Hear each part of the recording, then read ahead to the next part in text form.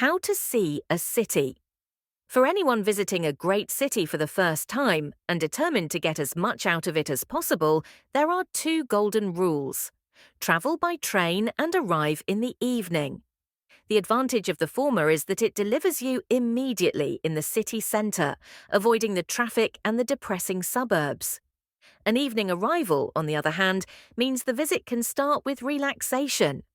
You go straight to your hotel, settle into your room, have a nice long drink, preferably in a steaming bath, and then stroll off to a small restaurant for dinner. Never, particularly on that first evening, unless it is very late or you are very, very tired, eat in the hotel. Hotel restaurants in the great cities serve bland and boring food.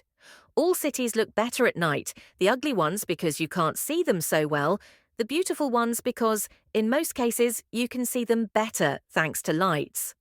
However, detailed sightseeing should be done by day, because the museums and galleries and monuments of one kind or another are not open during the hours of darkness. But remember, cities are not only made up of museums and galleries.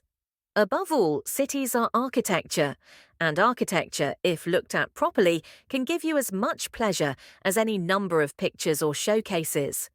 So all we need to do is train our eye to see the architecture. The trouble is, because we see it all around us, all the time, we tend not to see it at all. Now, there are three ways of looking at the architecture of cities on foot, from a boat on a river or canal, or from a bus. Obviously, the most important thing is to be able to look up. Most buildings, like most people, get more interesting towards the top. Heads, after all, are much more interesting than feet. Once your tour of the city is complete, return to the central square, if there is one. Find the best postcard shop, buy as many postcards as possible, note the places you still haven't seen, and think back over the ones you have with the help of these postcards.